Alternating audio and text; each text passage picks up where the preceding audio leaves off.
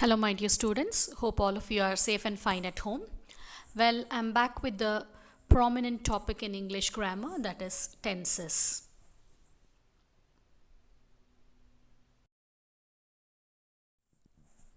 Well, children, you have been studying tenses right from grade 1 or 2, but it would have been according to that level. Probably in your higher primary, you might have studied in detail, but let's look into more detail and how it is used accordingly.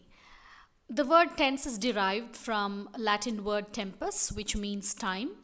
A verb indicates the time of an action, event, or condition by changing its form. So there are 12 possible verb tenses. We have the basic three tenses, which are present, past, and future. And then each one of them is further divided into four. That is a present indefinite or simple, present continuous or progressive, and then we have present perfect, and then the last one is present perfect progressive or present perfect continuous. So the same way it applies to past tense and future tense.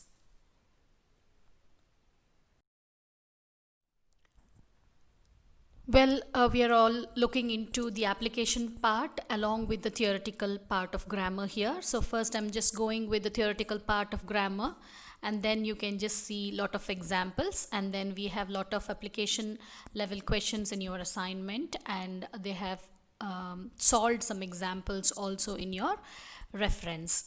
So here each of the three tenses has four forms or subdivisions to show continuity or completeness of the action and time. So these are indefinite, continuous or imperfect. I said continuous means like progressive.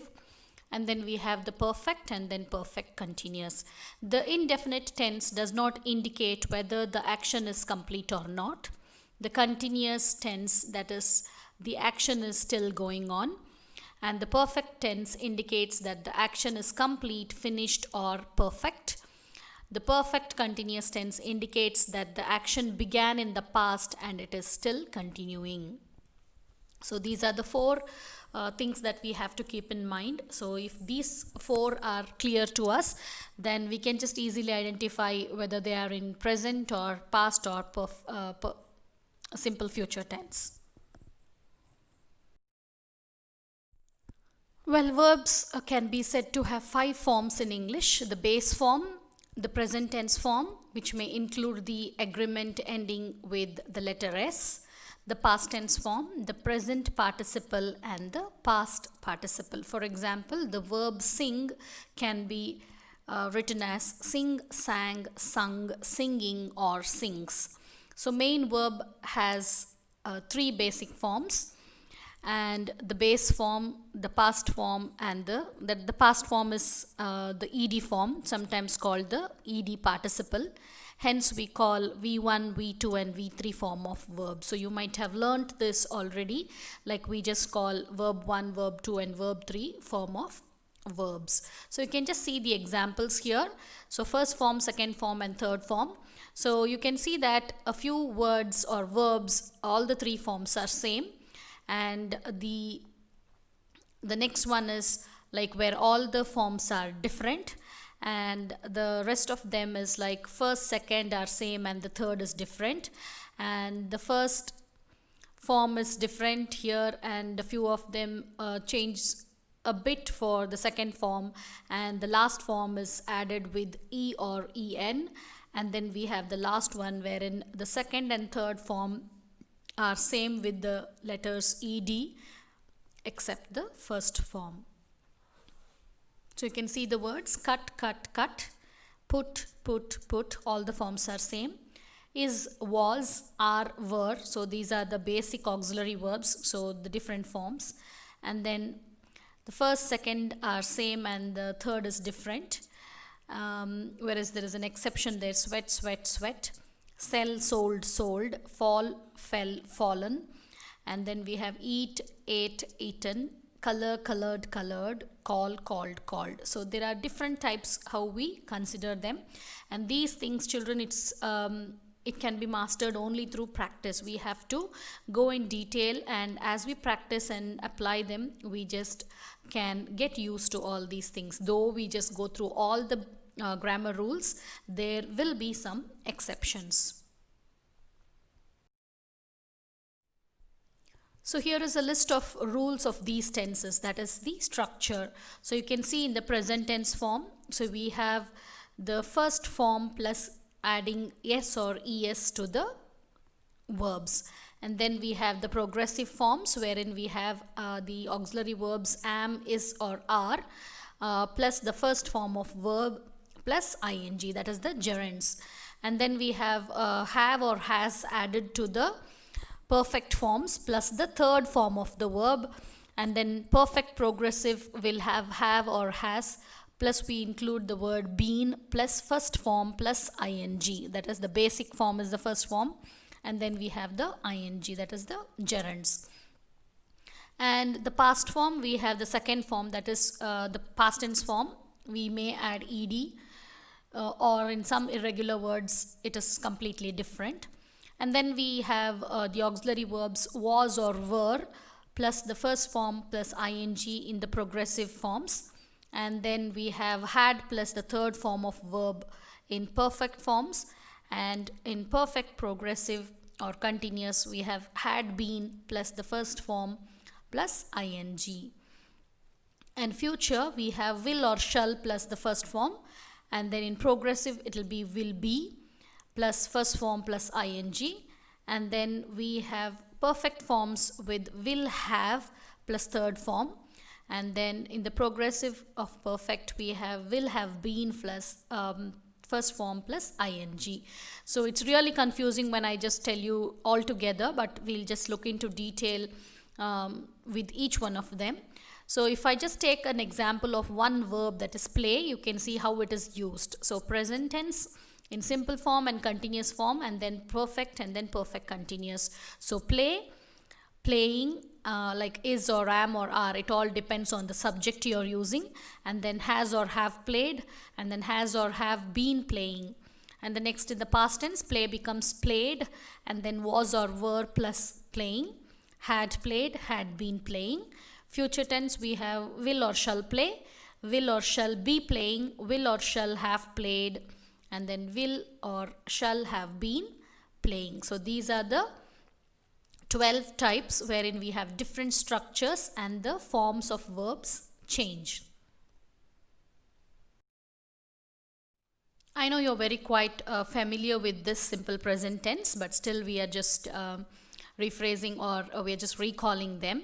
Subject plus verb 1, that is the first form of verb, plus the object. So that is the structure of writing a sentence in simple present tense. So simple present tense is used when we express a general truth or an action that is occurring now. So examples, you might have learnt this right from your lower grades. The sun rises from the east and expresses an action that occurs regularly or habitually. She goes to school regularly. So when you just do all these things regularly, you have a regular practice which will not be changed, and there are some general truth, there is a universal truth which is not going to change anytime, and the actions which are taking place right now when the speaker is speaking is actually in present tense always. So we also have affirmative sentences, negative sentences, interrogative sentences, and negative interrogative sentences, and we also have an example for each sentence. So affirmative sentence is nothing but a positive sentence. So they play, and negative becomes they do not play. Interrogative sentence becomes as do they play, and the negative interrogative becomes do they not play.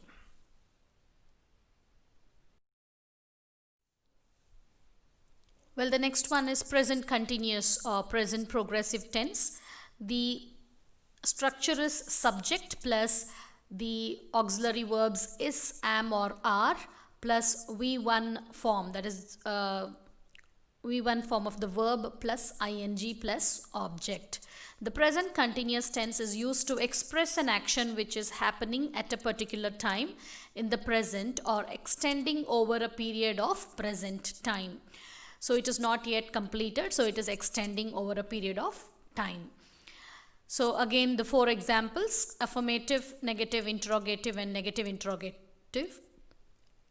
You are playing, you are not playing. Are you playing, are you not playing?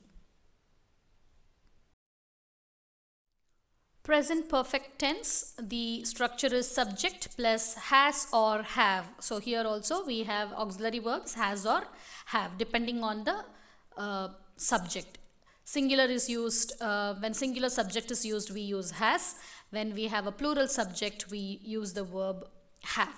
That is the auxiliary verb. And then we have the V3 form of the main verb or the base verb plus object. The present perfect tense denotes an action that was started in the past and has just been completed. So it was started in the past and has just completed. So that's what when a reporter is reporting or when a speaker is speaking about an action which was started in the past and it has completed at the time the speaker is reporting or speaking. Again, the examples: I have played, I have not played, have I played, have I not played. I'm just going a bit fast because you have already studied all these things. So I'm just brushing up a bit, that's it.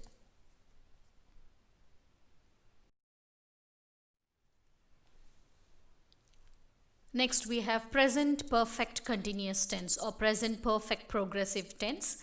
So we have the structure as subject plus have or has plus we are adding the word been plus V1 form of the verb plus ing. So that becomes a gerund plus object. So the present perfect continuous tense is used when an action that has started in the past is still continuing. So it is not completed when the speaker is speaking, it is still continuing. So in such case, we call them as present perfect continuous tense.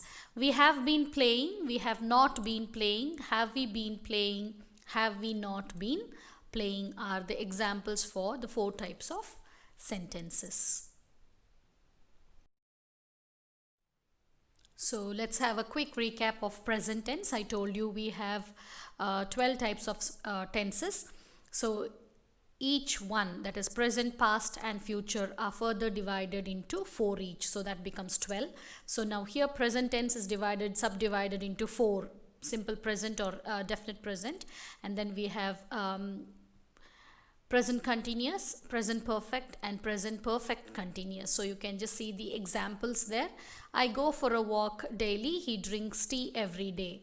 And then you can see the structure and the helping verbs. What are the helping verbs used and why or when it is used. Action or event which happens daily or is a routine work. So all those things which I told you or spoke to you in different slides, I have put it together in the same slide. And then we have present continuous, wherein we have I am walking in the park, he is drinking tea. And then they have explained the helping verb which we have used there up, that is, am and are. And then we have the structure and then action or event happening at the time of speaking. So present continuous tense. Next we have present perfect tense, which is an action which has just been finished. So it started in the past and it has completed just when the speaker is speaking. I have just finished my exercise. He has eaten his breakfast. So they have given the structure and the verb form used. Next, last one, we have present perfect continuous. I have been walking for 30 minutes. He has been cooking since 9 a.m. So I told you the action or event which has started sometime or in the past and is still in progress. It is not completed, it is continuing even in the present. So such things are called as or fall under present perfect continuous tense. So we have the helping verb has or have plus the word been, and then we have the V1 form of the base verb plus the ing. So that becomes a gerund. Hope you're clear with present tense, children. Well, children, we have the simple past tense, wherein the simple past tense is used for an action which happened at a particular time in the past. So which means that the action is completed or it's over.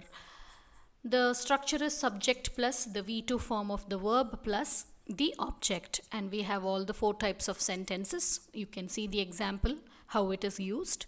I played, I did not play, did I play, did I not play.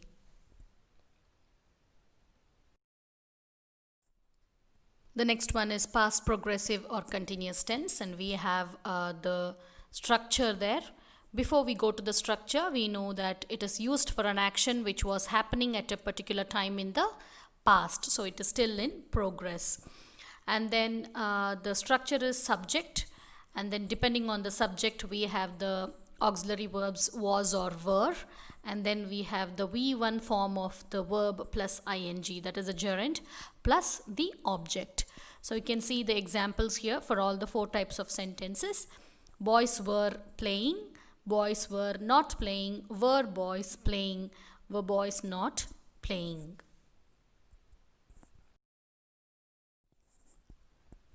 The next one is past perfect tense, which is used to express an action that was completed before another action started in the past. So it is used when the earlier of the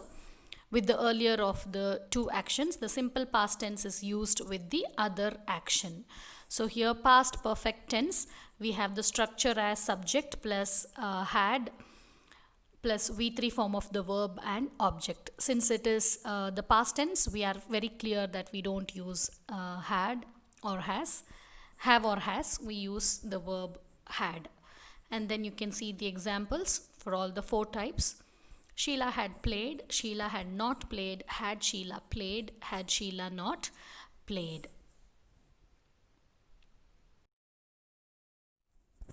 The last one in simple past tense, that is past perfect continuous or progressive tense. We have the tense used for an action that began for a certain point in the past and continued up to that point. So still it is just continuing, it is not yet completed. So that is past perfect continuous tense, and it is just talking about a certain point in the past and then continued up to that particular point. So the time constraint is there. So the structure is subject plus had plus been. I told you because it is past tense we don't use has or have, so we use had, and then we use the word been plus we use V1 form of the verb and then the object.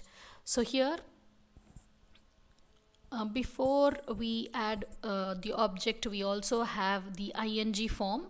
It is left out there because it is continuous. You can see clearly in the examples. So Ria had been playing, and then Ria had not been playing, had Ria been playing. And here the last one is had Ria not been playing. So just before we add the object, we also have the ing. So that is the verb is in the gerund form, children.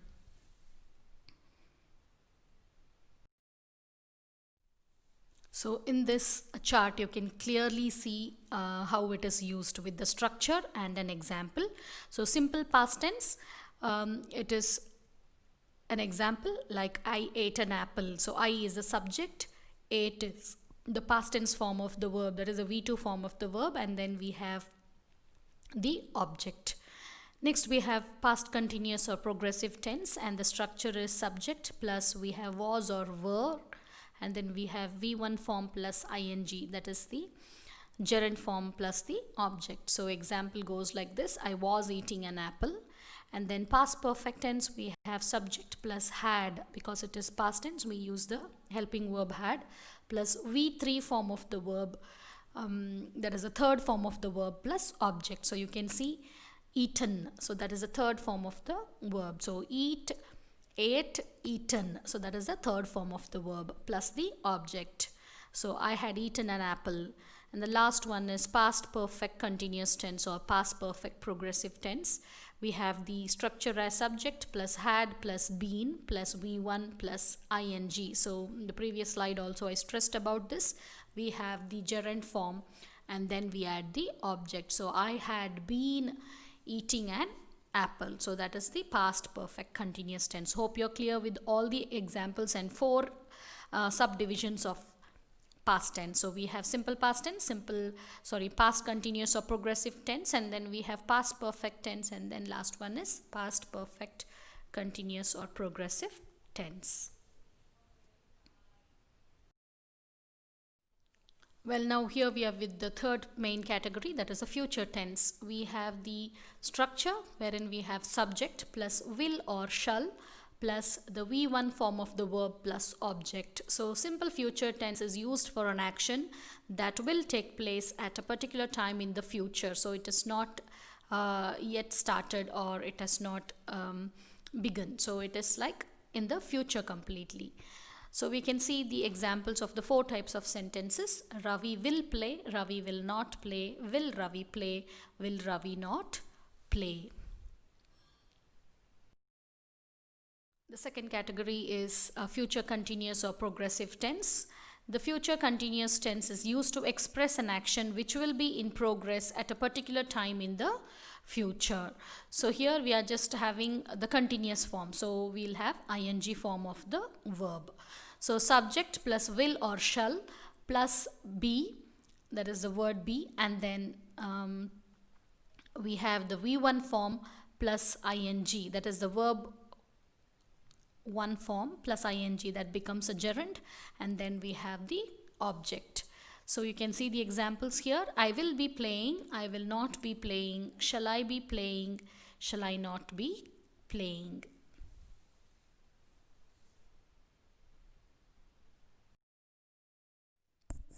The third subdivision of future tense is future perfect tense. Future perfect tense is used to indicate the completion of an action by a certain period of time in the future.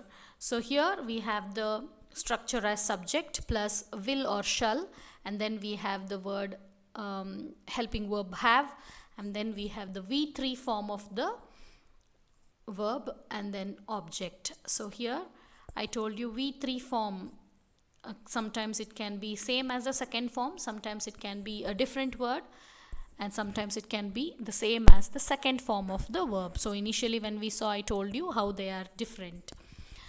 Examples: she will have played, she will not have played, will she have played, will she not have played. I'm just going a bit faster, children, because I don't want you to get bored. So as you just practice and look at the examples, you will be clear with it. The last one, future perfect progressive tense or continuous tense. It is used when an action is to continue up to a certain point of time in the future. So it's going to continue. We don't know when it's going to stop. So the structure is like subject plus shall or will, and then we have been, because it has been continuing. So have been is used plus the V1 form of verb plus ing plus object. Raj will have been playing, Raj will not have been playing, will Raj have been playing, will Raj not have been playing.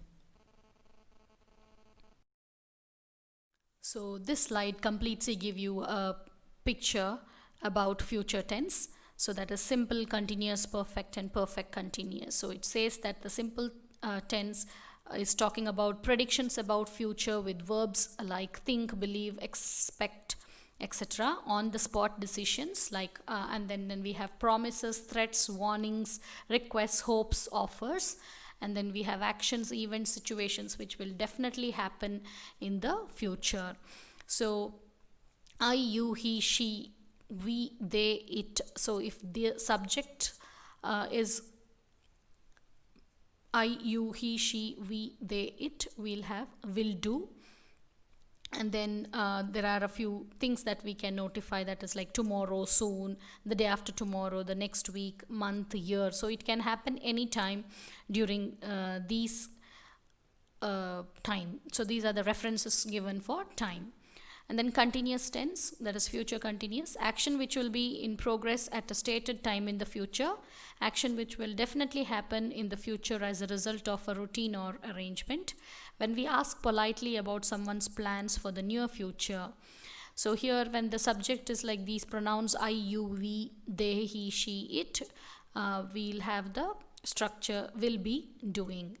And then the perfect tense, future perfect tense, is action that will be finished or like completed before a stated future time. So again they have given how it will be used. The time phrases are given like before, by, till, by then, by the time, until. And then we have the last one, perfect continuous, where the emphasis on the duration of action up to a certain time in the future. So here it is defined, the future time is it's going to continue for a certain time in the future. And emphasis means the stress. Again, we have the pronouns and how the structure is going to be, that is will, have, be, doing.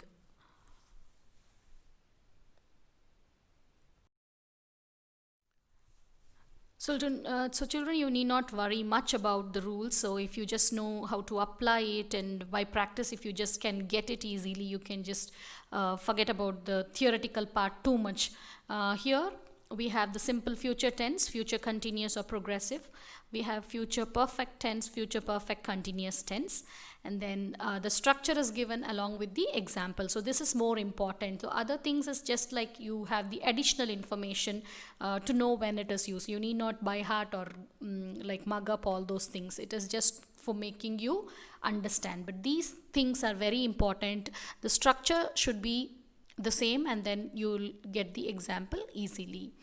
So simple future tense, we have subject plus will or shall, plus we have a V1 and object. So you will be wondering why will or shall. I'll be talking about it in my next slide. So we have an example, I will eat an apple. Next we have future continuous, where you can see the structure, and the example goes like I shall be eating an apple. And then future perfect tense, we have I shall have eaten an apple. So V3 form of the verb. So I have told you eaten is actually the V3 form of the verb eat. Last one, we have a future perfect continuous tense, where we use have plus been plus the gerund form of the verb. So I have been eating I shall have been eating an apple. So shall or will is used there. So now let's look into the detail about why shall or will is used in different cases.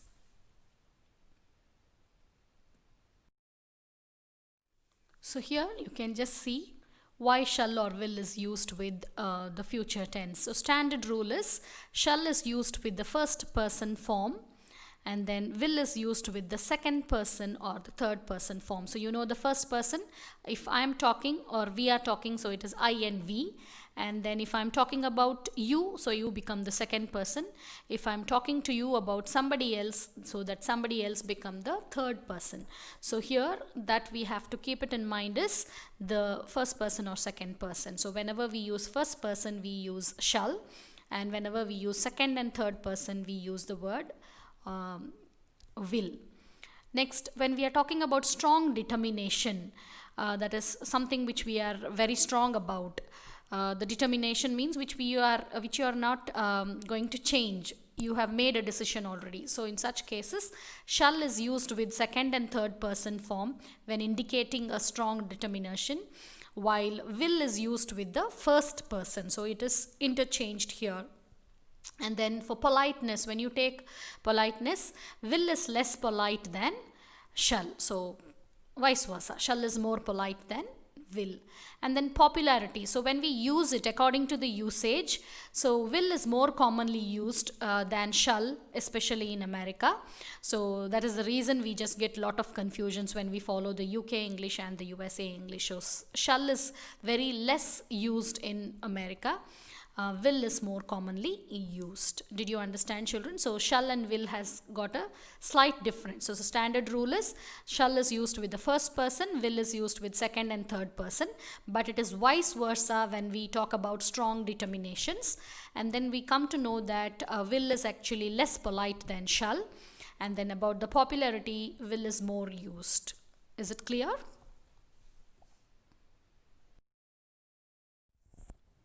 This is an additional information about shall and will. So you can see how they are used in affirmative, negative and question forms, that is interrogative forms. So you can also note down the contractions of shall. So shall not become shan't, and then will not becomes won't. So that is common. You have been studying this from your lower grade. So you can just see this. I shall not, that is I shan't. Shall I, you will not, will you. So in the question form, you can just notice that the sentence begins with shall or will. So it is just an additional information that you have to keep it in mind.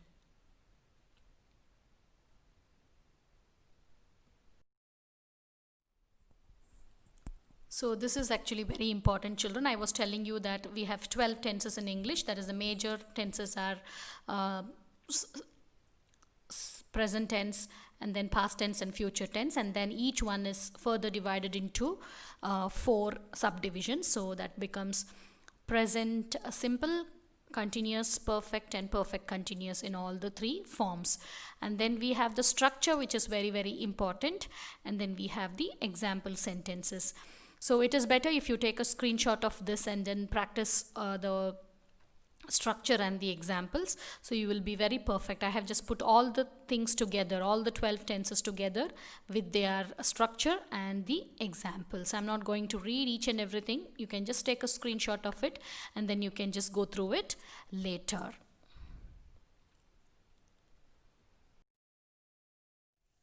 So before we conclude this session, I just want you to remember a few rules. So let's review first. Verbs, verb tenses, and verb forms determine what happens, when it happens, and how the action is presented. So that is talking about the time of the action. Verb tense consistency is necessary for grammatically correct and clear, understandable writing and speaking sometimes. Consistency is important in sentences individually, paragraphs, and in essays. So here, when we just write continuously, if it has not got a grammatically correct structured sentence, then it goes wrong. So the general rule is a verb tense should not change unless the time and action occurs changes. So here, the rules will not change. So the verb tense will remain same unless the time of the action changes.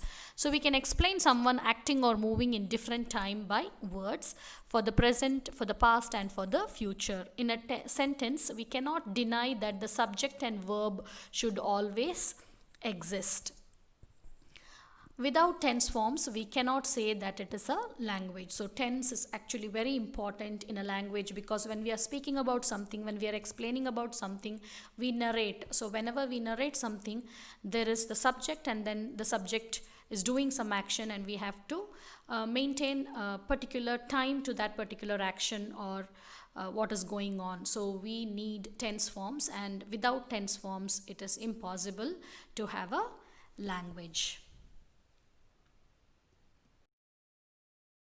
Well, children, it seems to be very simple, but actually it's a bit complicated when we don't practice. So practice does not make perfect only. Perfect practice makes you perfect. So I want you all to just go through the structure of each tenses in the 12 tenses, and I want you all to work out with different examples. Go through your reference material once again, and then take up the assignment. Work on it, and then if you have any doubts, you can just note down, which can be clarified. You get a lot of information about tenses, but don't get confused. I have tried to accumulate which is necessary and which is really practically required. So I just didn't want to waste your time or like make it very boring, because it's already a dry topic. So just go through the structure and the examples, and then you can just see when it is used, so that you can just get to know when it is used properly. So thanks for watching, and thanks for your patience, children. Please practice and then note down your doubts for clarifications. I'll meet you in the next class through my next video. Take care. Bye.